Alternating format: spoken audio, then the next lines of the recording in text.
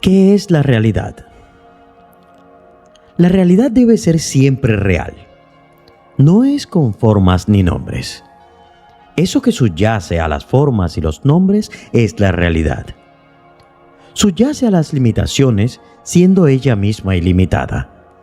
No está confinada. Subyace a las irrealidades siendo ella misma real. La realidad es eso que es. Es como es. Trasciende el lenguaje. Está más allá de las expresiones existencia, no existencia, etc. Solo la realidad, que es la mera conciencia que queda cuando se destruye la ignorancia junto con el conocimiento de los objetos, es el sí mismo real. En esa forma real de Brahman, el cual es abundante presencia de sí mismo, no hay la más mínima ignorancia. La realidad que brilla plenamente, sin miseria y sin cuerpo, no solamente cuando el cuerpo es conocido, sino también cuando el cuerpo no es conocido, es su forma real. El esplendor de la conciencia felicidad en la forma de una única presencia conciencial que brilla igualmente dentro y fuera, es la realidad primal, suprema y bienaventurada. Su forma es el silencio, y los yanis declaran que es el aspecto final e inobstruible del verdadero conocimiento. Jnana. Sepa que solo jnana es no apego. Solo jnana es pureza. Jnana es la obtención de Dios. Solo jnana, el cual está desprovisto del olvido del sí mismo, es inmortalidad. Solo jnana es todo. ¿Qué es esta presencia conciencial y cómo podemos obtenerla y cultivarla? Usted es la presencia conciencial. Presencia conciencial es otro nombre para usted. Puesto que usted es presencia conciencial, no hay ninguna necesidad de obtenerla o cultivarla. Todo lo que usted tiene que hacer es desestimar ser consciente de las demás cosas, es decir, del no sí mismo. Si se desestima ser consciente de ellas, entonces solo queda la pura presencia conciencial. Y eso es el sí mismo. Si el sí mismo es presencia conciencial, ¿por qué no soy consciente de ello ahora? No hay ninguna dualidad. Su conocimiento presente se debe a el ego y es solo relativo. El conocimiento relativo requiere un sujeto y un objeto, mientras que la presencia conciencial del sí mismo es absoluta y no requiere ningún objeto. El recuerdo también es similarmente relativo. Requiere de un objeto que recordar y un sujeto que recuerde. Cuando no hay ninguna dualidad, ¿quién va a reconocer a quién? El sí mismo está siempre presente. Cada uno quiere conocer al sí mismo. ¿Qué tipo de ayuda requiere para conocerse a uno mismo? Las gentes quieren ver el sí mismo como algo nuevo, pero es eterno y permanece en él siempre. Desean verle como una luz deslumbradora, etc. ¿Cómo puede ello ser así? No es luz, no es oscuridad, es solamente como es. No puede ser definido. La mejor definición es yo soy lo que soy.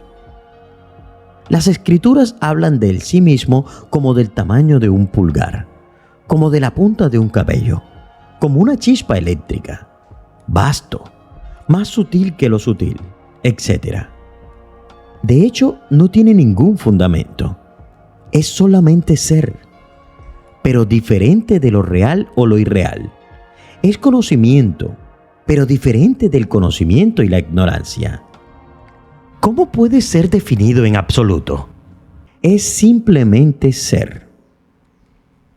Cuando el hombre realiza el sí mismo, ¿qué ve? No hay ningún ver. Ver es ser. El estado de realización del sí mismo, como nosotros lo llamamos, no es obtener algo nuevo o alcanzar alguna meta remota, sino simplemente ser eso que usted siempre es y que usted siempre ha sido. Todo lo que se necesita es que usted abandone su aceptación de lo no verdadero como verdadero. Todos ustedes están considerando como real lo que no es real. Nosotros solo tenemos que abandonar esta práctica por nuestra parte. Entonces realizaremos el sí mismo como el sí mismo. En otras palabras, sea el sí mismo. En una cierta etapa, usted se reirá de usted mismo por intentar descubrir el sí mismo, el cual es tan autoevidente. Así pues, ¿qué podemos decir a esta pregunta? Esa etapa trasciende el vedor y lo visto. No hay ningún vedor ahí para ver nada. El vedor que está viendo todo esto cesa ahora de existir y solo queda el sí mismo. ¿Cómo reconocer esto por experiencia directa? Si hablamos de conocer el sí mismo, debe haber dos sí mismos. Uno, un sí mismo que conoce, otro, el sí mismo que es conocido y el proceso de conocer. El estado que llamamos realización es simplemente ser uno mismo, no conocer algo o llegar a ser algo. Si uno ha realizado, uno es solo eso que es y solo eso que ha sido siempre. No se puede describir ese estado, solamente se puede ser. Por supuesto, nosotros hablamos resueltamente de la realización del sí mismo, a falta de un término mejor. ¿Cómo realizar o hacer real eso que es lo único real? Usted a veces dice que el sí mismo es silencio. ¿Por qué es esto? Para aquellos que viven en el sí mismo como la belleza desprovista de pensamiento, no hay nada que deba pensarse. Eso a lo cual usted debe adherirse es solamente a la experiencia del silencio, debido a que en ese estado supremo no existe nada que alcanzar otro que uno mismo. ¿Qué es silencio? Ese estado que trasciende el lenguaje y el pensamiento es silencio. ¿Eso qué es? Es silencio. ¿Cómo puede silencio explicarse en palabras? Los sabios dicen que solo en el estado en el cual no surge el rastro del pensamiento yo, el ego, es el sí mismo, el cual es silencio. Solo ese sí mismo silente es Dios. Solo el sí mismo es Jiva. Solo el sí mismo es este antiguo mundo. Todos los demás conocimientos son solamente conocimientos pequeños y triviales. Solo la experiencia del silencio es el conocimiento real y perfecto. Sepa que la multitud de las diferencias objetivas no son reales, sino meras sobreimposiciones sobre el sí mismo, el cual es la forma del verdadero conocimiento. Como los cuerpos y los sí mismos que los animan se observan por todas partes y de hecho son innumerables, ¿cómo puede decirse que el sí mismo es solamente uno?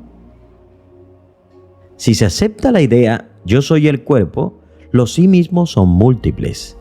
El estado en el cual se desvanece esta idea es el sí mismo, puesto que en ese estado no hay ningún otro objeto. Es por esta razón por lo que el sí mismo se considera uno solo.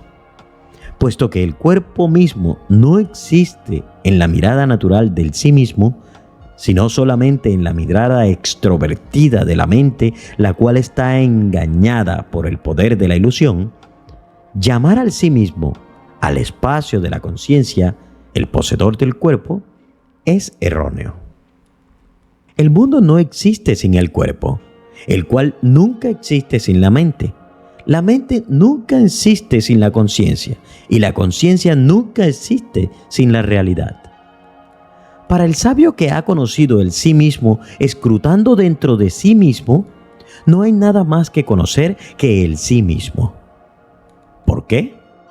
Porque debido a que el ego, el cual identifica la forma con un cuerpo como yo, ha aparecido, el sabio es la existencia conciencia sin forma. El Jnani, el que ha realizado el sí mismo, sabe que él es el sí mismo y que nada, ni su cuerpo, ni ninguna otra cosa, existe excepto el sí mismo. Para un tal, ¿qué diferencia podría constituir la presencia o la ausencia de un cuerpo? Es falso hablar de realización. ¿Qué hay que realizar? Lo real es como es siempre. Nosotros no estamos creando nada nuevo u obteniendo algo que no tuviéramos antes. La ilustración dada en los libros es esta. Nosotros cavamos un pozo y creamos un enorme hoyo. El espacio en el hoyo o el pozo no ha sido creado por nosotros. Nosotros solo hemos quitado la tierra que estaba llenando el espacio allí. El espacio estaba allí entonces y está también allí ahora. Similarmente, nosotros simplemente tenemos que arrojar todos los samsaras, las tendencias innatas, añejos que están dentro de nosotros. Cuando todos ellos hayan sido abandonados, solo brillará el sí mismo. ¿Se alcanza alguna vez el ser? ¿Puede uno realizar el ser? Todos estamos autorrealizados. Sé como tú eres. Quédate quieto sabiendo que tú eres Dios. Estas declaraciones fueron hechas en diferentes ocasiones por el sabio Ramana Maharshi. En otras ocasiones, el Maharshi dijo: la gracia siempre está, pero lo que se necesita es práctica.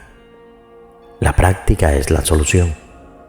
Necesitas esforzarte y esperar al gurú para que él te ayude. Tan pronto como viene la gente, quiere ser jnanis. Ignoran el esfuerzo que eso conlleva. Aunque las afirmaciones antes recogidas parece que se contradicen, solo es en apariencia.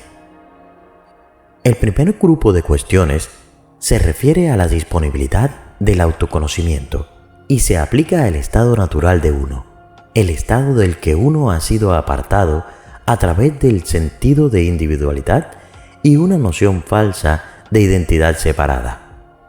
Mientras se confunda una cuerda con una serpiente, solo existe la serpiente que se ha expuesto falsamente a la cuerda. La cuerda y la serpiente no pueden coexistir. Ramana da los siguientes ejemplos para ilustrar este punto. Alguien guarda una llave en el sitio habitual y, olvidando su paradero, busca en todas partes y finalmente la encuentra. La pérdida de la llave y su descubrimiento final fueron reales para quien lo buscó. En otro ejemplo, cita la historia del 10º hombre. 10 hombres fueron a cruzar el río. Después de cruzar a nado, quisieron verificar que todos habían llegado a salvo al otro lado. Cada uno contó a los presentes, pero no se contó a sí mismo. Por tanto, solo contaron 9 hombres. Creyendo que uno de ellos se había ahogado, comenzaron a lamentarse en voz alta.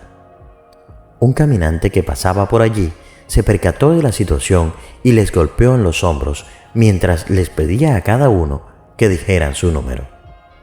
1, 2, 3, en voz alta.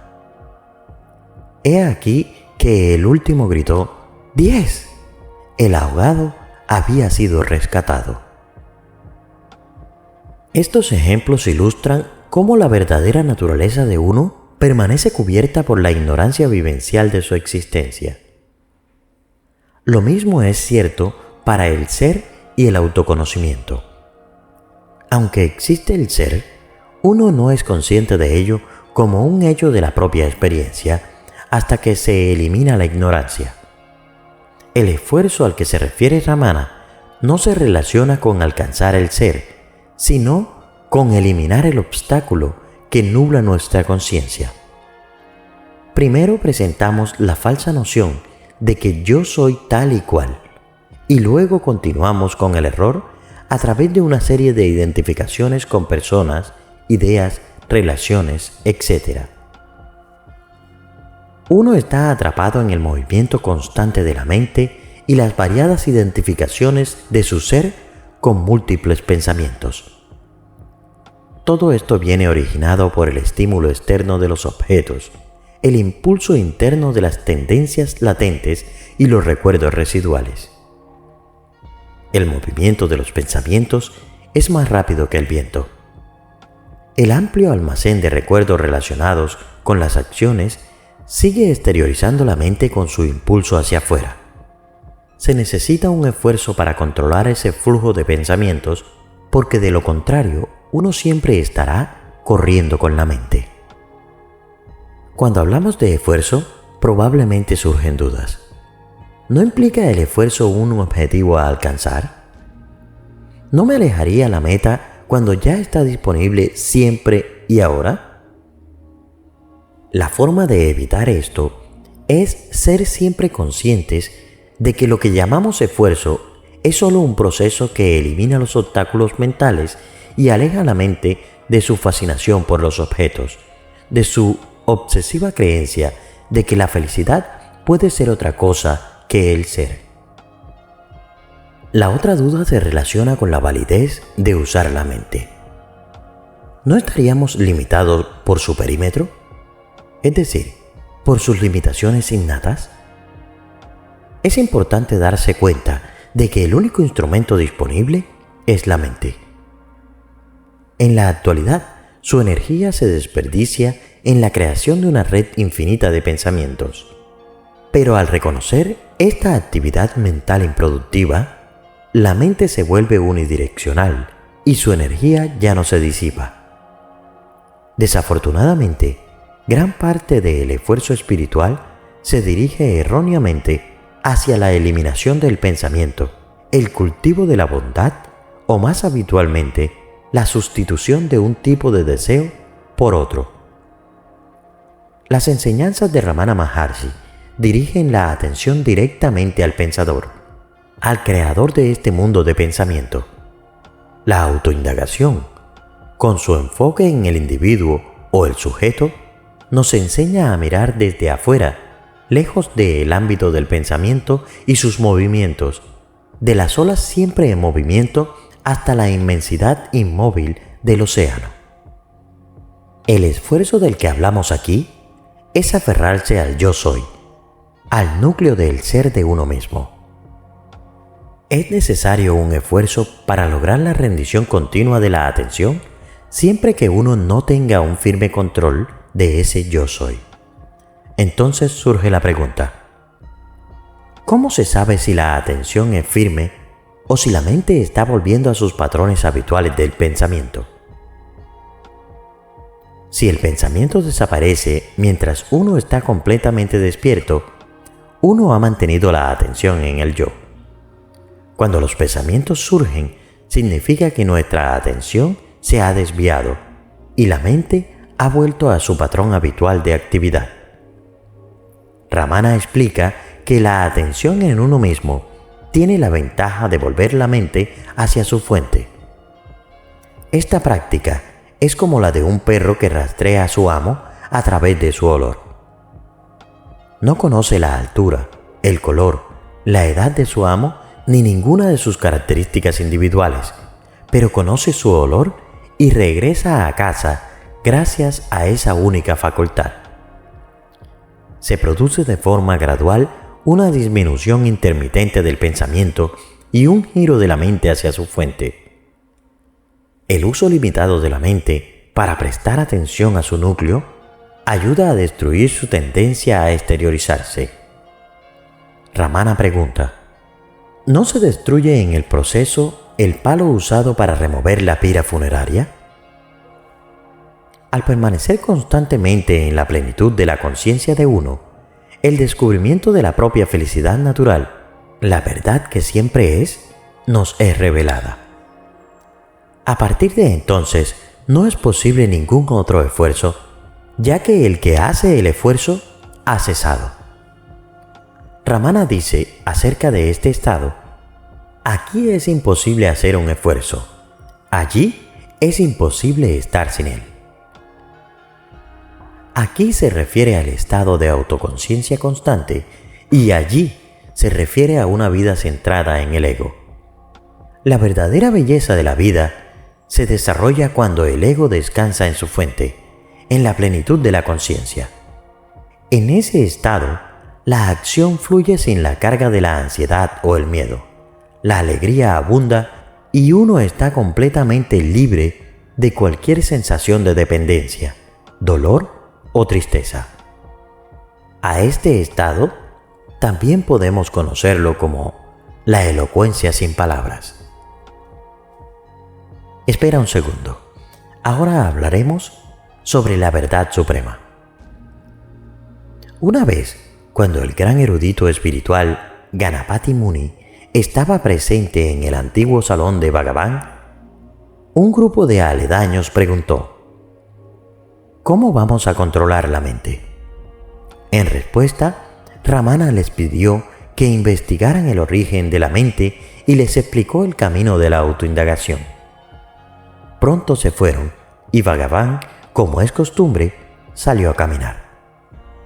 Al comentar a otros, Ganapati Muni dijo: el camino del autoconocimiento que Bhagavan enuncia es muy difícil incluso para los eruditos, y Bhagavan se lo ha propuesto a estos pobres aldeanos. Dudo si lo han entendido, y menos aún si pueden practicarlos. Si Bhagavan les hubiera aconsejado practicar un poco de puja, adoración o japa, repetición de palabras, habría sido más práctico. Cuando Bhagavan regresó de su caminata, se lo transmitieron y él comentó: ¿qué hacer? Si se debe impartir una enseñanza de acuerdo con la forma tradicional, primero se debe ver si el destinatario está cualificado o no. Luego se prescriben varios métodos, paso a paso. Más tarde, el gurú dice que todo esto es solo preliminar y que uno tiene que trascenderlo.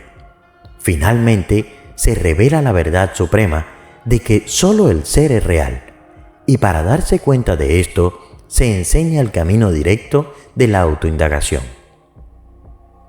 ¿Por qué dar rodeos? ¿No debería uno enunciar la verdad suprema y el camino directo al inicio en lugar de defender muchos métodos y negarlos al final? Al decir eso, Bhagavan reanudó el silencio.